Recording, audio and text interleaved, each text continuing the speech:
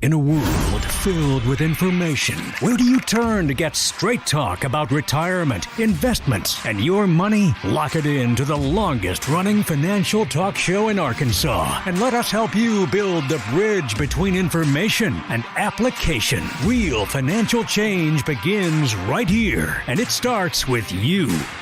It's showtime! Woo!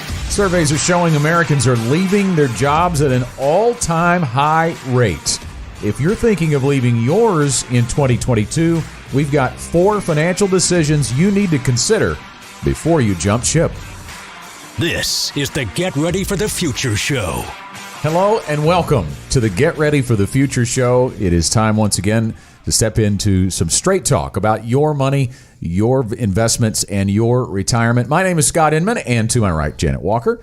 Good morning to you. Good morning. And to her right, Teresa Arago. Good morning, Teresa. Good morning. Live streaming online. We are on the radio and we are on podcast. So we've got you covered whatever platform you like to listen to the Get Ready for the Future Show. So today we're diving in with talk about the Great Resignation. You have probably heard that term thrown about. I've heard it thrown about, and in preparation for this show, had to actually do a little digging on, well, what does it really mean? I mean, right? I mean, you can't always just trust the title of something. Right. Sure. Well, it's a headline. It's an attention-grabbing headline.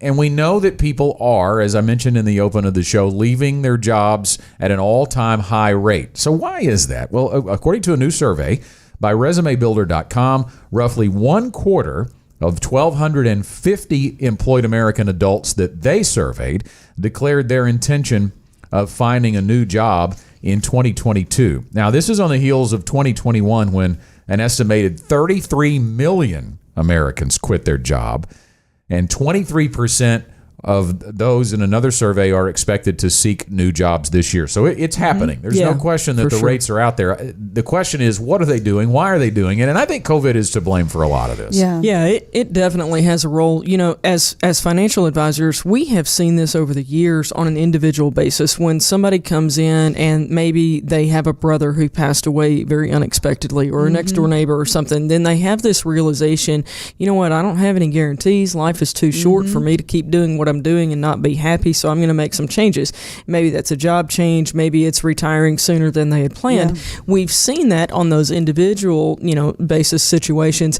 But now what we're seeing is the entire world just went, life's too short. Yeah. And if I'm not happy, then I don't want to end up like my next door neighbor did, and they didn't get to go get another job because they didn't make it through COVID. So I'm going to quit this job and either retire or make a transition to something that I really enjoy doing.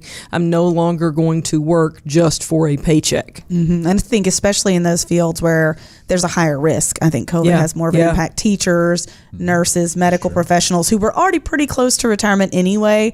They're saying, you know what, I'll take a few $100 less a month. I'm done. Let's go to the house. Yeah, I think a lot of the people who, of that 33 million, the studies are showing that most are older. So they have accelerated their retirement timeline and are not seeking necessarily a new job. But there are a lot of people who are looking to get a better new job or even change careers. I read one study there that rather than Great Resignation, it should be called the Great Renegotiation. Right? They're looking it's actually a pretty good name for it. They're looking for better pay. They're looking for better benefits. And I think the way we've had a shift in the way we work is going to enable them to get that. But I jotted down a few things where, and this is not scientific, this is just what Scott thinks, rethinking priorities, which is what you just talked about. Yeah. It's seeing what's happened in the world and rethinking priorities, rethinking where you live. I think the technology that has provided us a way to work more remotely has help people think about, I can live in Texas if I want to, right? I don't have to live in Iowa. And that's showing itself in our team. We've got a teammate who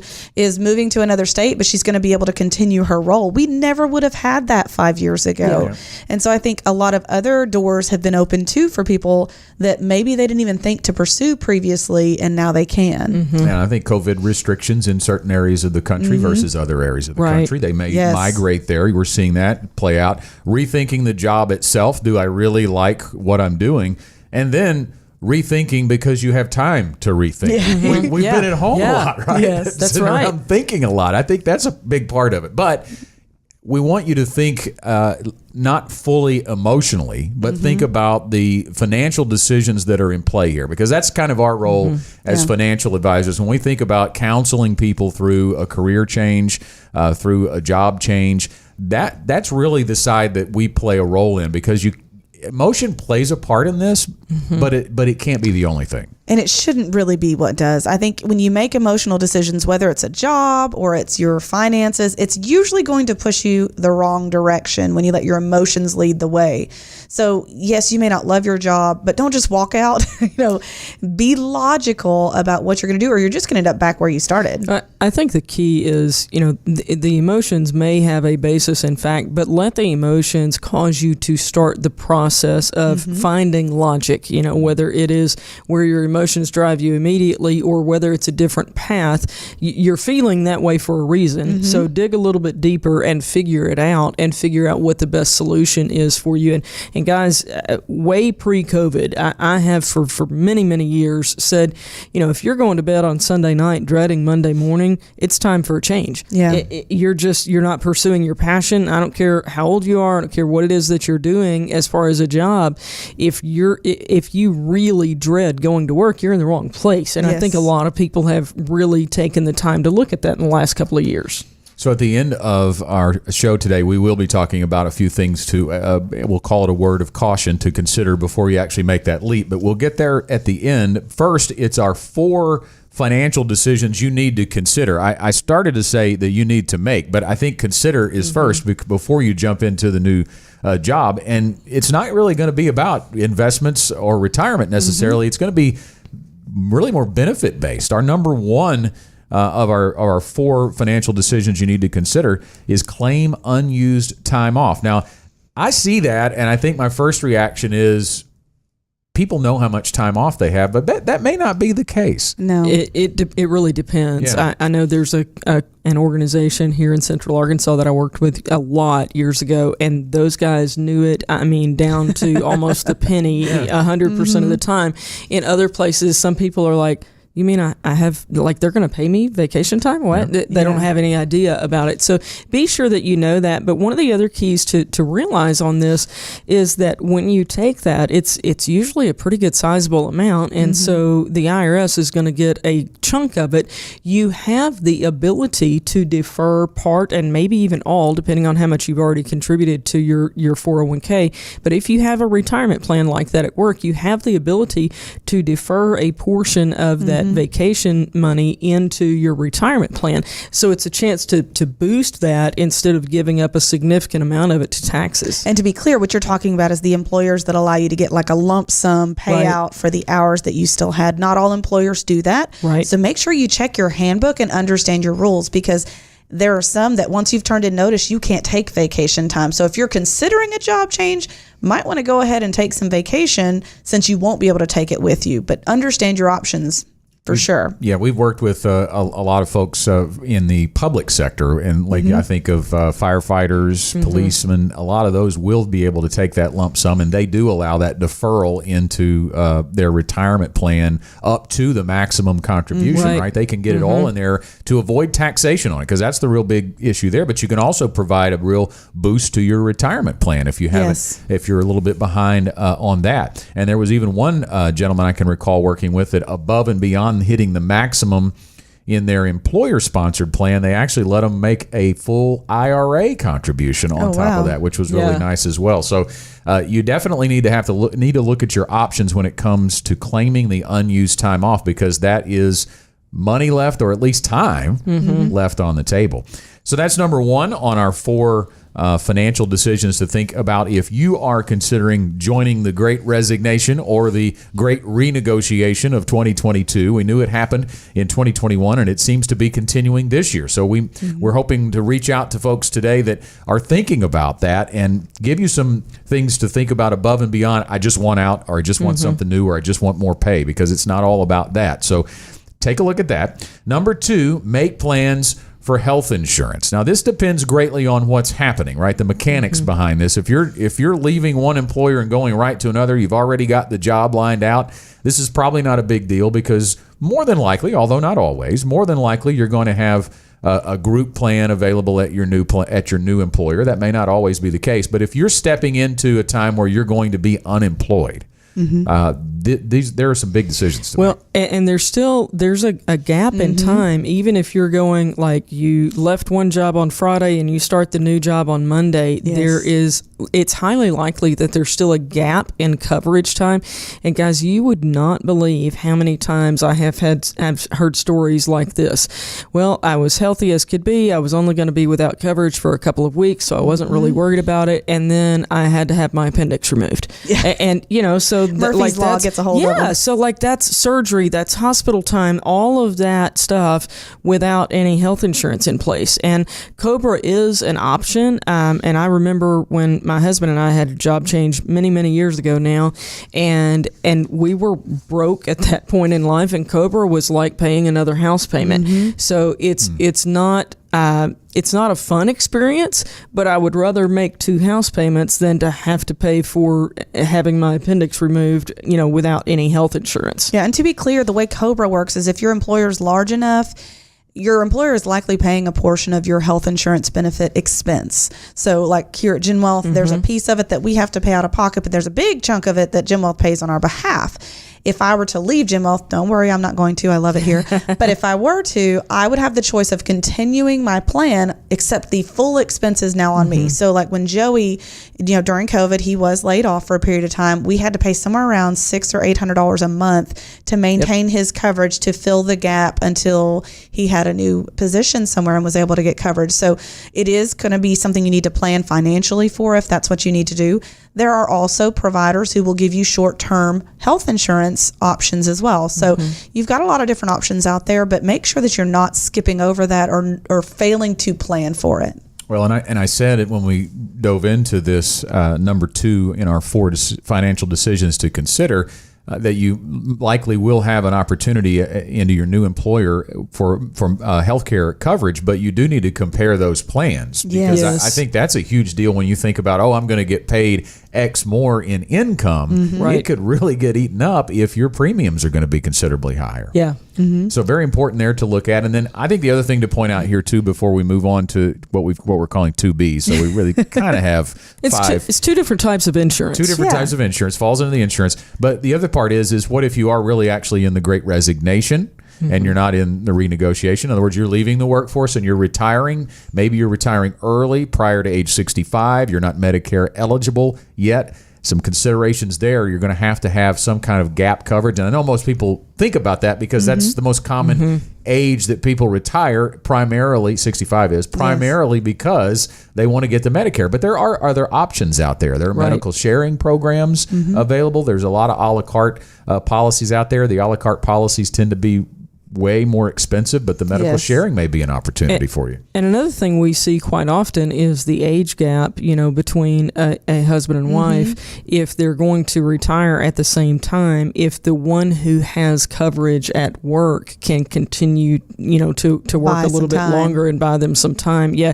we're always kind of flexing with, do you retire at the same time? What does that look like on health insurance? And does it matter to you as a couple? And there are some who have chosen to work just a little bit longer just to bridge that gap until one or both of them can get on Medicare.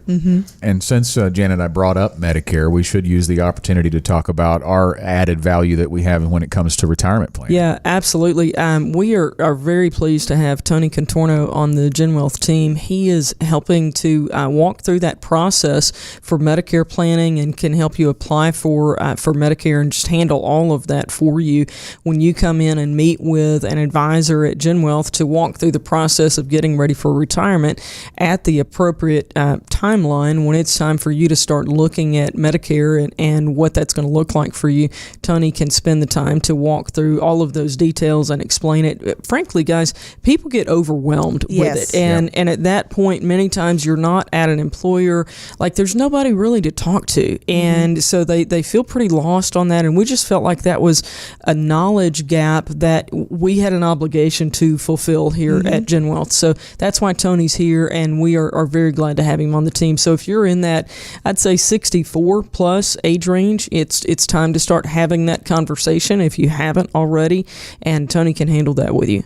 part of our process, the Gen Wealth Ready to Retire process. So the second part of our second point, we'll call it 2B, is to consider life insurance. Over half of people in the United States only have life insurance through their employer. And if you're not aware that those group coverages, most times, occasionally there are situations where you can take them with you, but for the most part, overwhelming majority of the group policies, when you sever employment from your job, you no longer have life insurance coverage. Yes, we recently did an entire episode on life insurance in Talking Sense, and so you can go find that. But I will tell you, it was almost hurt my heart to read the statistics, because like half of the United States doesn't have coverage at all. And of those that do have it, over half of those only have it through their employer. Most employers have like a $10,000 policy or a $50,000 policy.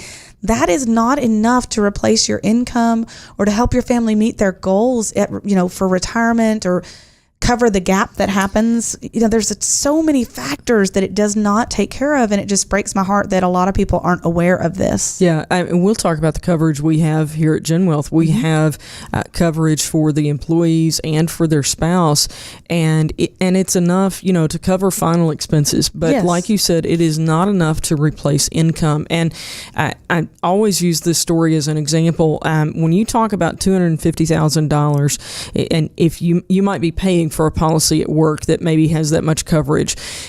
When you talk about something like that, when you say $250,000, it sounds like a whole lot of money. Yes. But if you talk about, let's say you make $50,000 a year and you've got a 10-year-old and you pass away, well, that 10-year-old is 15 when your money is gone at $50,000 a year. That $250,000, if we just do straight line using the money, and I know there's a lot of variables, but just for an easy example, it's gone in 5 years.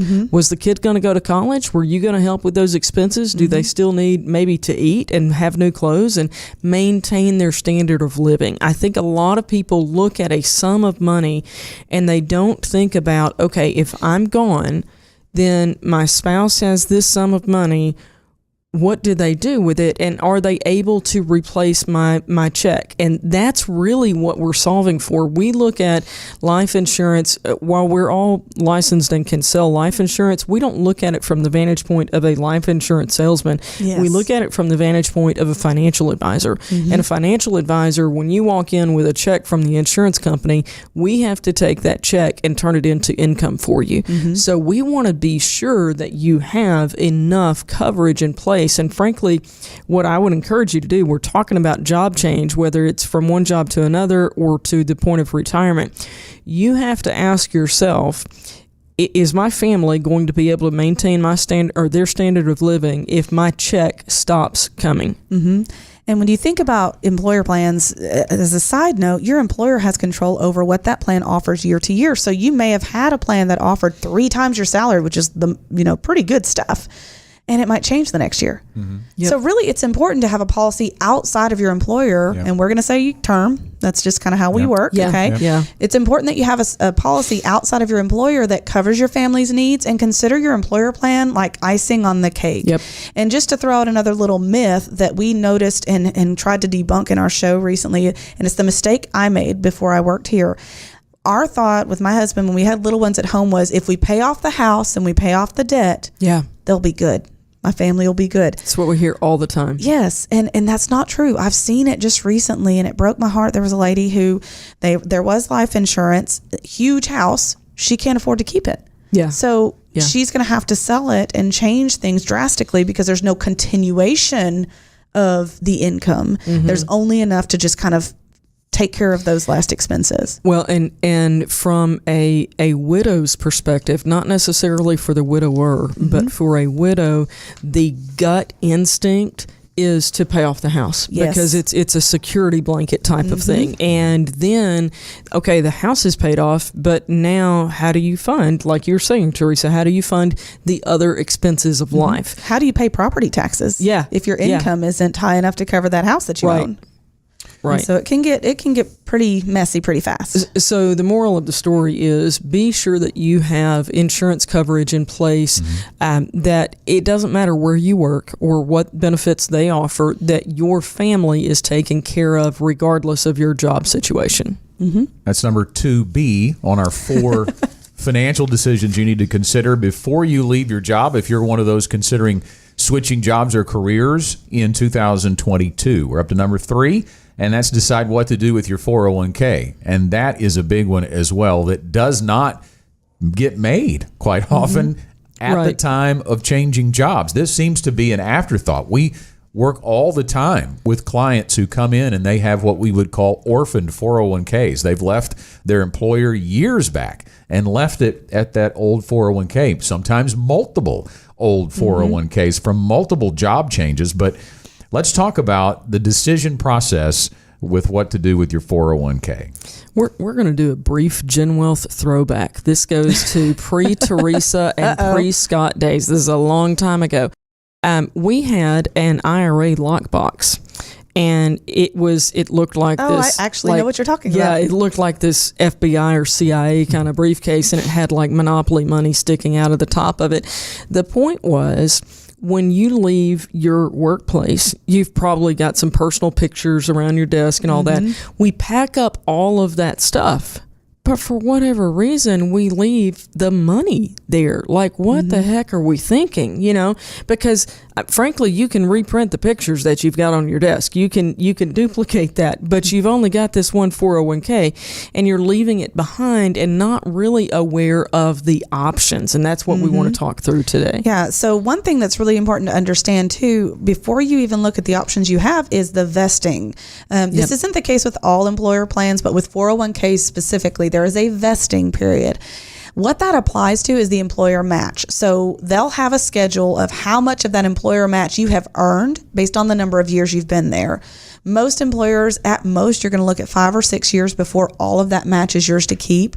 But understand the way that works. All the money you put into it, that can move back out, or, one of these 4 options, you can work with it. But that employer match, you want to make sure you understand how much of that you get to keep in the case of leaving your employer. And you've basically got 4 options that you can take when you've left an employer and you've got that employer plan.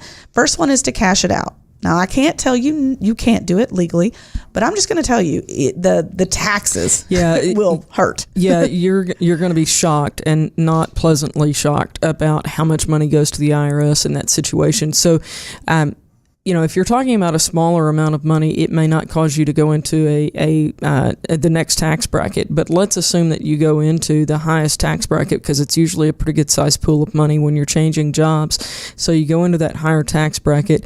So you've got that. You've got a 10% penalty if you're not 59.5 at this point, and you've also got state taxes. So between federal tax rate, your state taxes, and likely a 10% penalty because you're probably below 59.5 in this scenario, then you're close to 50% of the money going to state and federal taxes and penalties. And so yes, it is an option, but the other side that a lot of times we don't even touch base on is the power of compound interest that you are then missing. People look at it as, well, I mean, it's not like it's $100,000. It's only $20,000. Well, yeah, but how much is that $20,000 going to grow to if you just leave it alone between now and retirement? And it can easily be a 6-figure decision in the future that you're looking at $20,000 now, but it's really a 6-figure impact on your retirement. Yeah, I think a lot of people don't realize, and we do the math, so we know that something just being left alone can really grow over time. So that's the first one. You can certainly cash it out.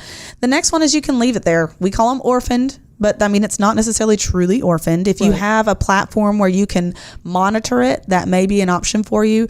In many cases, there's going to be a minimum amount that you have to do that. And also, managing it can sometimes be a challenge if it doesn't have a great platform, or if the investment options change on you and you get kind of pushed into a weird investment you didn't plan on. So you certainly can leave it behind.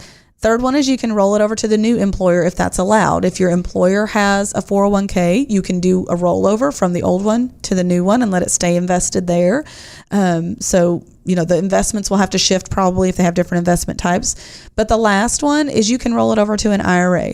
So, we've got to talk a little more about that because that's what we deal with the most, but it's not a taxable event. So you don't have to worry about taxes as long as it goes from pre-tax to pre-tax and Roth to Roth there. But then you have the freedom to invest it however you want.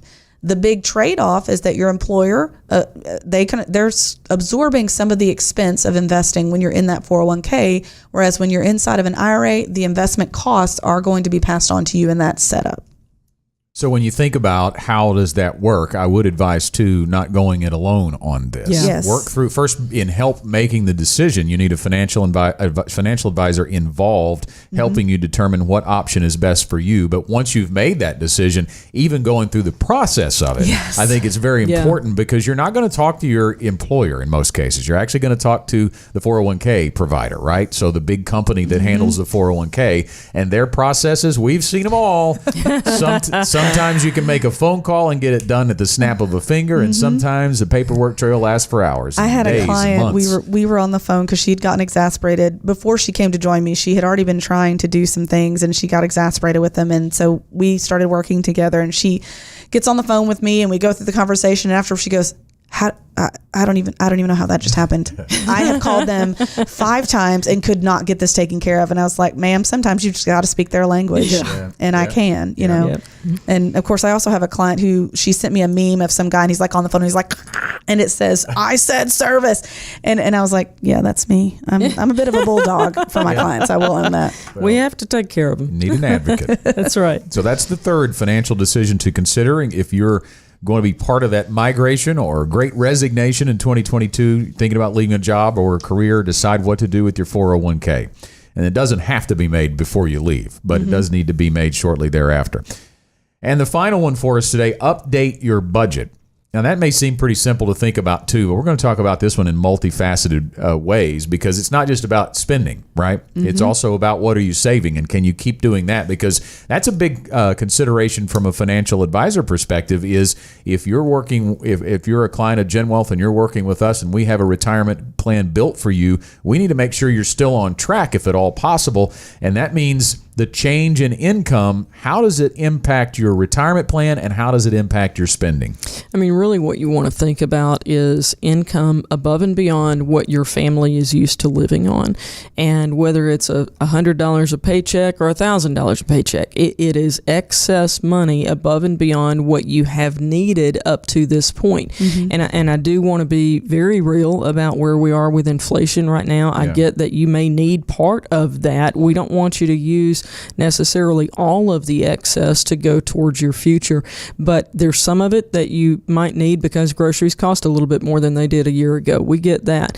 But then you can take that excess and be putting back for your future or really wherever you are on your timeline. It may be that you need to pay down debt instead of investing for retirement, wherever you are on your baby steps. So walking through that process with an advisor to determine what's realistic and how you can utilize those excess dollars. Yeah, and I think for those that maybe have taken a step back as far as their pay goes or who are unemployed, having a budget in place is critical. I think whether you make a little or you make a lot, a budget is a huge tool to just create some guardrails and help you be intentional. I think intentionality is something that we all ignore too much, and then it has big payoffs. And what you were talking about, the fancy term for it is lifestyle inflation. Right. You know, one little tidbit trick that I talk to my clients about that are younger is every time you get a raise, increase your contribution to the employer plan just a smidge. And over time, that will also add up. So if you don't just absorb it back into the budget, then you're not just out earning your expenses. You're actually making some progress. I think it might be important to even change this one. Instead of just update your budget, maybe create, if you don't already have one, that's true. Create a budget and also build a financial plan. Because I think that's if you have no idea how that's going to affect your financial future, changing jobs, changing careers, having a plan on paper, on purpose can certainly give you some guidelines in that regard. You know, I think you're hitting on a very important point, and Teresa, you touched on this a moment ago when you talked about intentionality. I think it is so easy, really, for all of us to just live one day to the next in really every area of life. And, you know, there's never going to be a day when most people wake up and go, I'm going to build a budget today and it's going to be fabulous and we're all going to love it and be happy. They probably think, I'm going to build one for next month. Or if they even think that, I mean, month. And then next month they push it out another month. We get that to most people, budget is a 4-letter word, but we would like for you to look at what it does for you, not not how it hurts you, but what it allows you to do. And if you look at it as liberating, which is how we view it. I mean, if you took my budget away, I would be like curled up in the corner crying or something, because it's what allows us to go on vacation. It's what allows us to help the kids with college. All of those things, those freedoms come from having a budget. Yeah. And I think it does get kind of a bad rep, but it is, I think of it like scripture, it has these rules, but if you stay within the lines, you're happier. I'm not arguing with my husband about the money he spent because it's part of his budget spending and I don't really have an opinion about it. Exactly. Things like that. I call it planned spontaneity. That's my favorite term. I want to feel spontaneous, but I have to have it planned ahead of time. So that I plan know the funds for it. Exactly. Plan the funding for it. That's right. All right. So those are our 4 financial decisions. We'll recap them as we hit final thoughts in just a moment. But finally, a word of caution, as we promised. We're all for advancing in your career, leaving your job if you have a better opportunity, or even if you're just unhappy where you are. I don't want to make this all about dollars and cents. I mean, certainly your peace of mind and your mentality matters. But if you've just kind of caught the bug and decided, hey, now's the time to just change directions in life, we would recommend a couple of things really quickly. And number one is talk it over with a trusted friend. And that could be your spouse. It could be a relative. It could just be a friend. It could also be a financial advisor. A Gen Wealth financial advisor be ready to help as well. You can find someone who can help you evaluate the logistics of leaving your job, as we've talked about here, and will tell you what you need to hear, not what you want That's to what I was going to say. Make sure it's not that friend that always goes, you do what you do you, boo. That friend's not the one you call for this. It's the friend who says the things that you don't like hearing. That's the person you call for this. You don't want to just listen to your heart or your head. You want to listen to both, right? It's kind of got to be a balance. And then you have to look at it holistically. It's not just about pay. I mean, if you've got job A pays, this much, job B pays more, what else is there? Is there a good culture? Because if you hate your job because of the people you work with, maybe the problem is the culture and not the pay. Joey took a big pay cut to get out of the culture that he was in so that he could come home happier. And we were okay with that in our family. But the benefits where he's at now are phenomenal. And those are driving my ability to save more for our retirement.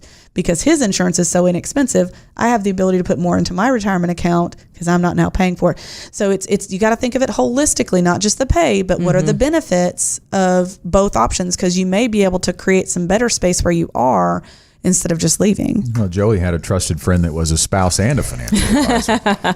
Yes, not and I'm logical has that. to a fault when it comes to finances. Everything else, I'm a typical person, but I'm a little weird about finances. And finally, here before we hit the closing thoughts bell, consider the move in relation to your goals. And I think that we've actually really spent the whole 30 minutes that we've been talking about really driving that point home. Does changing jobs get you closer to the person you want to become? Does changing jobs get you closer to your career goals? Does changing jobs allow you more flexibility with your time?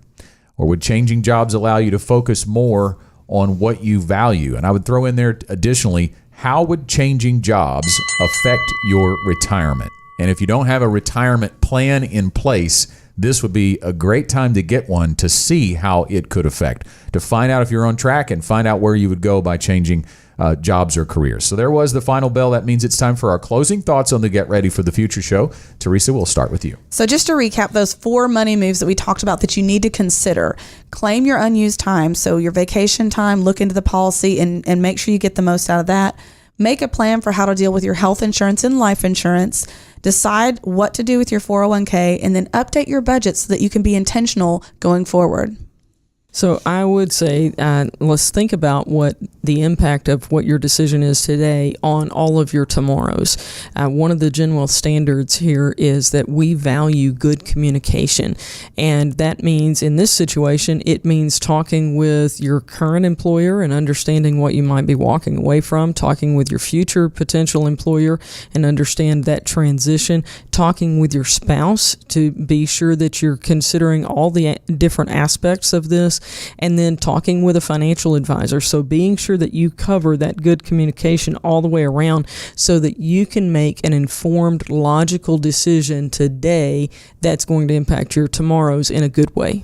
I can't imagine, I'm going to give you 2 final thoughts, 2 action steps here at the end of our show today. I can't imagine moving forward with a decision like this without having a financial plan in place. If you want to build one with a Gen Wealth financial advisor, you can call 866-653-PLAN. That's 866-653-PLAN. You can also find out for free how likely you are to have the future you want from where you are right now. Visit 15minuteretirement.com or text the word checkup to 501-381-5228. Again, 501-381-5228. Well, that's all the time we have for this week's Get Ready for the Future show. Hope you've had some action steps come about if you've been thinking about changing jobs or careers in 2022. And we hope you'll join us again next week for another Get Ready for the Future show.